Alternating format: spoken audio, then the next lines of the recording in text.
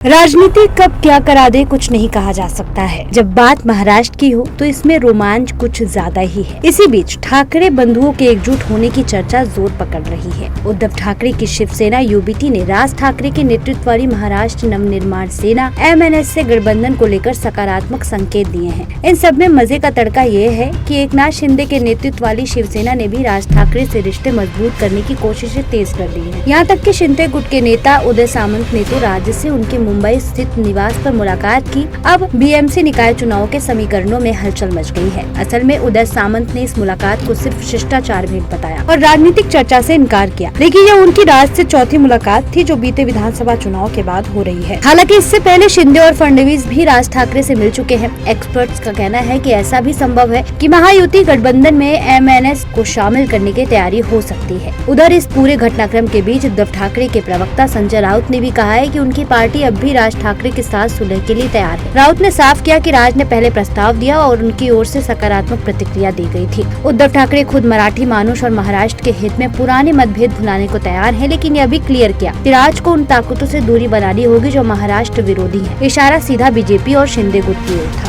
यह बात भी सही है कि राज और उद्धव दोनों ही सार्वजनिक मंचों पर बीते महीने एक दूसरे को लेकर नरम रुख दिखा चुके हैं। राज ने महेश मांजरेकर के पॉडकास्ट में कहा कि वह छोटी मोटी गलतफहमियों को भुलाने को तैयार है। वहीं उद्धव ने ट्रेड यूनियन के कार्यक्रम में सुलह का समर्थन किया, लेकिन शर्त वही रखी कि बीजेपी और शिंदे गुट से दूरी। इन सबके बीच शिवसेना यूबीटी की सोशल मीडिया पोस्ट ने भी सियासी हलचल पैदा कर दी, जिसमें लिखा था कि अब एक होने का समय आ गया। फिलहाल एक्सपर्ट्स का कहना है कि MNS की पिछले कुछ सालों में कमजोर हुई है। 2024 विधानसभा चुनाव में पार्टी एक भी सीट नहीं जीत पाई। 2017 BMC चुनाव में उसे केवल 7 सीटें मिली थी। ऐसे में राज ठाकरे के सामने अब 2 विकल्प है, या तो बीजेपी और शिंदे गुट से हाथ मिलाए या फिर अपने चचेरे भाई उद्धव ठाकरे के साथ मराठी अस्मिता के नाम पर नई शुरुआत करें। अब BMC चुनाव से पहले देखना यह है कि क्या होने वाला है।